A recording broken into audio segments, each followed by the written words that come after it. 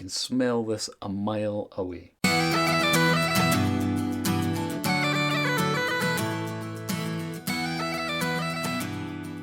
Hello and welcome to the Whisky Trials. I'm going to do a review. I've not done a review for a while, so this should be fun. Master of Distilling, the Arran 12 Master of Distilling 2. This is the number 2. There was a first edition. I've not had that one, but I'm going to review this one. Luna Arran. Check out the previous video after you've watched this one, of course, to find her story in a glass. She sent me a story in a glass, and it's about this. I can see why. It's a very nice whiskey, and she sent me a sample of it, which was amazing. And I had to get a bottle, not just because she sent me the story in a glass, but after tasting the sample, I was just like, what? Why didn't I buy that when I was at the distillery? But I didn't, you know, I bought so many other bloody bottles that, you know, this one, I missed it. I didn't pick it up and I didn't read what it was. I think if I did, I probably would have bought it. Anyway, let's get into the review quickly, because I'm quite aware that some of my videos tend to trail on a little bit. So I'm going to dive straight into this. And I've got my notes here that I took a little bit earlier. Now this is 51.8% ABV. So it packs a bit of a punch. And actually when I poured this was the first thing I wrote down for the nose. I was like, you can smell this a mile away. Massive raisins, sultanas, rich fruitcake. And that was just, you know, I was just pouring it and it was just filled the room almost. It's quite incredible. And the sherry casks that create that are, what are they called again? Arran and I've. I keep forgetting the name of this, but I need to remember it because I think it's my new favourite, and it might be your new favourite too.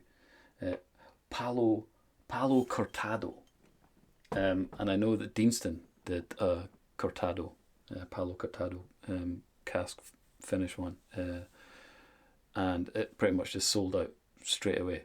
When I was there recently, I managed to get a little mini of it, and I was just like, I just wanted the whole bottle to experience that, because even the mini was just like fantastic. I didn't want it to stop. So the rest of this on the nose. What else have I got here? So I was like, bring the nose in closer for light citrus, and further still for an alcohol tickle. So as your nose gets further into this, depending on the glass you've got, it definitely will give you like a little bit of a tickle sometimes, because it is quite high ABV. It's got a kind of buttery Scotch note to it, you know, that kind of toffee sweetness thing going on. It's creamy, but it's also got an earthy and mossy note to it. It's what have I put there? A little musty. So it's got that oaky, musty kind of smell to it.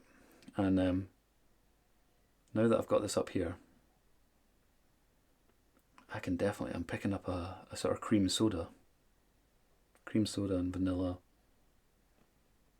light lemon kind of notes. Yeah, so good, really nice. And it's also got a bit of leather going on as well. It's not quite as leathery as the kind of Oloroso and stuff, but it's definitely there, that kind of dusty leather. But really nice on the nose, really nice.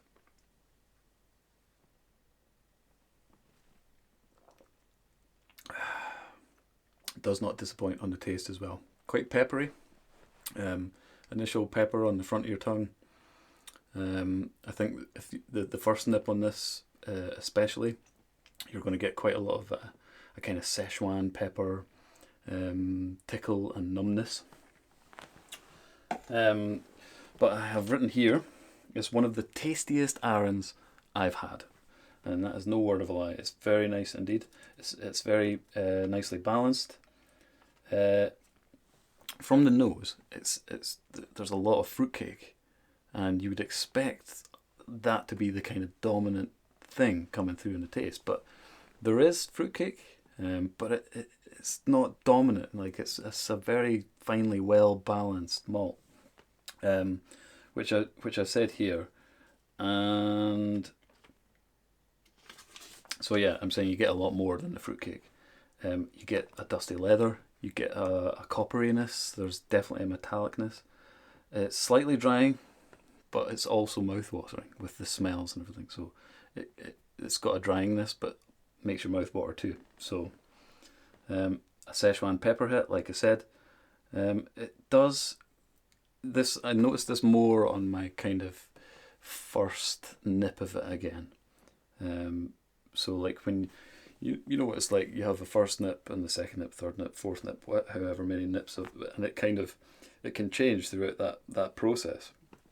And the first nip, the nip that I had earlier on this, there was definitely a sour and a bitterness that I could pick up, particularly towards the end. I'm not getting it so much now, but it could have been kind of maybe sloshed it under my tongue a little bit when I had one earlier. So I'll try that again.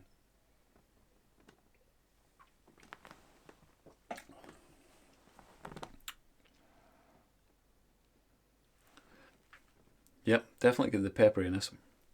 A little bit of bitterness, not so much sourness now, but getting more of almost more of an orangey kind of note, but it could be more tropical fruit. But it's very nice, really nice. What else have I put down here? The finish is medium to long. It's oily. I can feel the oils. The Szechuan pepper is present throughout the finish. You know, you can pick that up long after. But also there's the fruits remain as well. There's a fruitiness that stays. And right at the end there, I think it was on the second nip when I was tasting it. I was like, what is that? There's something there that I wasn't getting. And then it kind of came to me. It was like a nuttiness. And it was roasted chestnuts, I thought. And in comparison, and this is the great thing, guys, about Luna's story, is obviously, if you've watched my other stories in glasses, a story in a glass, what I try and do is I obviously tie in the flavours and smells with what's happening in the story. So if you've watched Luna's story, I'll just bring up the bit of paper here with it on it, and I'll just scan this through, and I'm going to pick out loads of stuff, and it's actually surprisingly similar to what I got.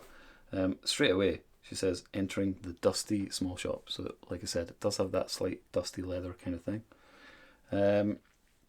She's talking about perfume from previous customers, Caribbean fruits she's picking up, with warm musky aromas, and smell of damp forest floors. Like me, I was getting the kind of moss and that kind of musty smell as well.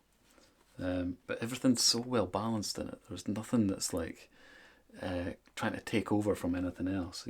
It's one of these great journey bottles, because sometimes you'll be smelling it and you might get the moss, and then other times you'll be smelling it and you might get the Caribbean fruits.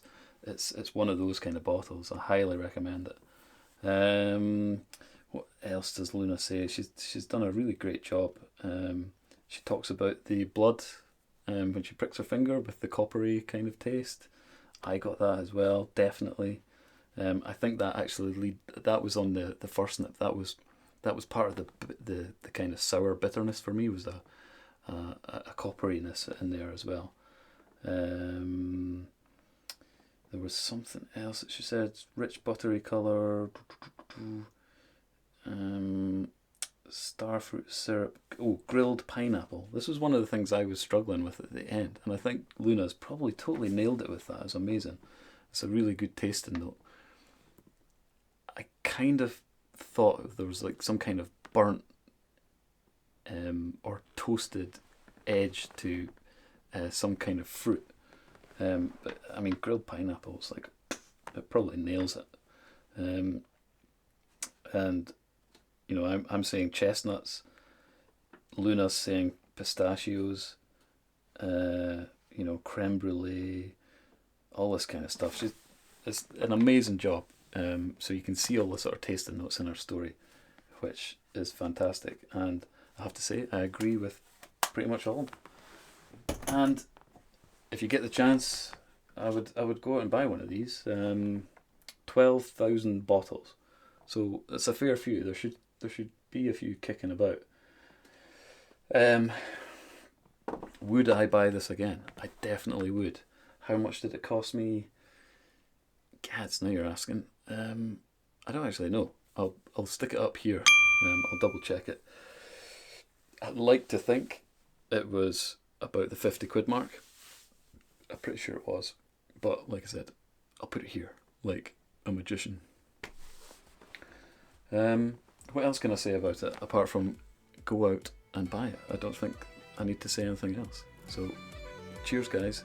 If you haven't watched Luna's story or haven't listened to it, good bedtime listening, go check it out, or I'll put it up here. Slange.